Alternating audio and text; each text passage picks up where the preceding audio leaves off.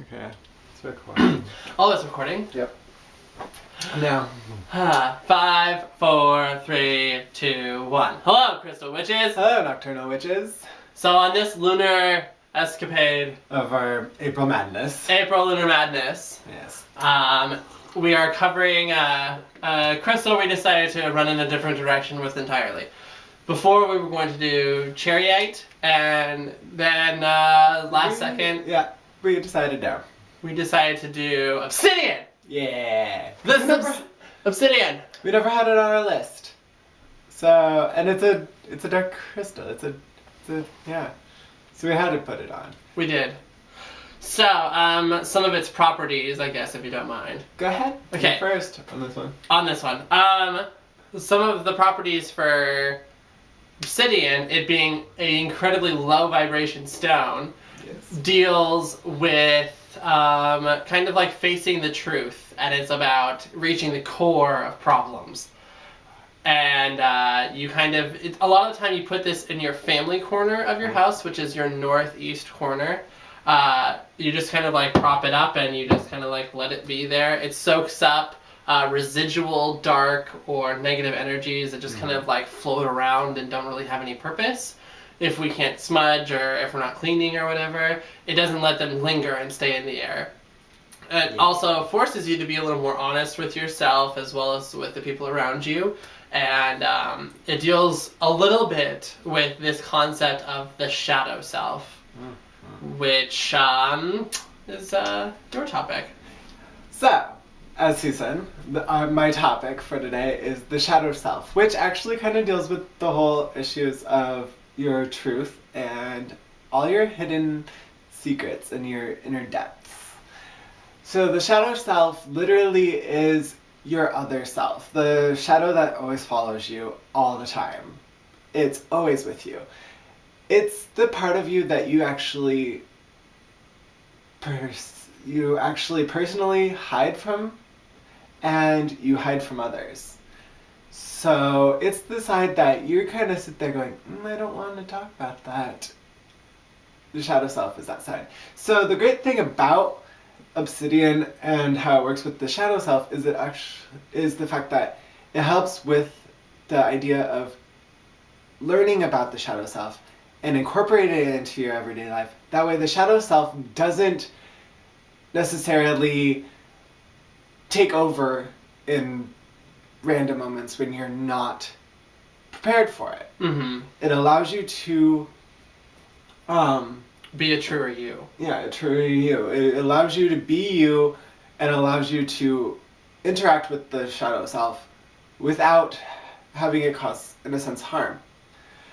So the shadow self literally holds your rage. If you're not a rageful person, it holds your worries, your doubts, your fears when you really don't want to show any of that. It holds all your dark thoughts, kind of like if you're a writer, it holds some of your wonderful dark thoughts of like how to kill people, or your devious nature. Yeah, or your devious nature. And the thing is, everyone should be able to interact with that dark self because it's something that is part of you.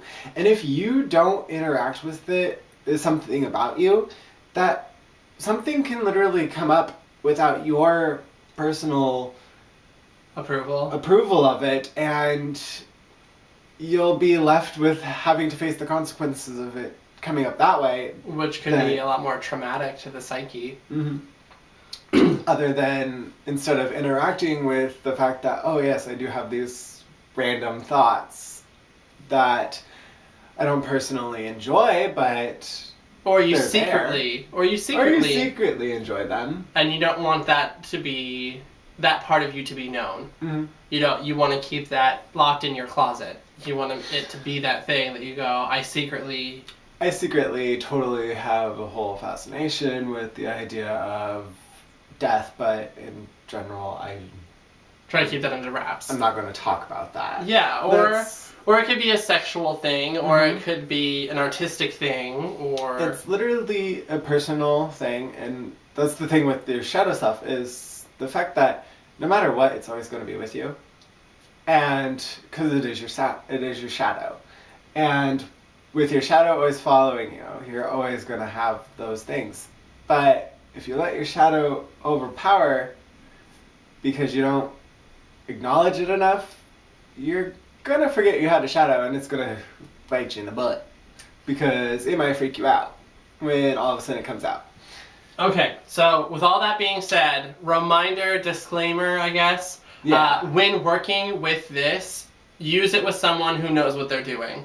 Because you'll bring up past traumas from your childhood or things that you want to keep locked away. They'll come to the surface regardless of what your intention is. This isn't one of those stones where you can just say, I intend to do this, and it'll do it. It's too powerful to just listen to that. You need someone to be able to guide you through it, who they are using it on you, not you using it for yourself. It's definitely not something, unless you know what you're doing, how you deal with crystal magic, how you deal with trauma. If you have a giant connection to Obsidian. Yeah. I'm happy you have a connection to it, but use it carefully. Yeah. Don't Always be careful. And don't use it especially with Go ahead. Always be careful, especially with the fact that it does relate to the shadow work. Yeah, you could release someone. You could release their shadow, and it a lot of times you see it in cases of hysteria, or you see it in a case of like the person becomes a mental patient. I'm not saying it's because of Obsidian, but it's that kind of like if you push a person too quickly and too far, you're gonna break them. So don't use it. If you're gonna use it, I strongly suggest, if you're not, well versed in this type of magic, there is a method of elixir where you place this stone next to something you're drinking, say coffee or water or tea, and you just let it sit next to it while it's steeping or while it's just sitting there, and when you take sips from it, you're absorbing little bits of its power. So you're getting it slowly and gradually, and it's not just the whole, I'm holding it, let's do it. So, there, I just had to say that, because it's dangerous. So, anyway, if you please like it. Subscribe to both of us. Yes. Comment down below. Let us know that you're watching. I haven't actually been checking on that, but I have seen a lot of likes recently, so I'm pretty happy about that. You guys are awesome. Wonderful. Remember, we are doing this for you guys, and we are also doing this because of the 2 cosmic events that are happening this month. So next week on Tuesday, a week from tomorrow, we are dealing with the lunar eclipse. Yeah, and we're going to be making our oil and elixir that night. Yeah, so 2 weeks from that day is the solar eclipse. Which we'll be making our solar elixirs and oils. Yeah. So we're going to have a lot of fun. Let us know you want them. Yes. And we will be back tomorrow with another episode. Because we're doing it every week. Every day of the week. Yeah, but we got to the weekend off. Yes. So, blessed be and farewell, everyone. No, marry me again, my friends. Yeah, whatever. Whatever.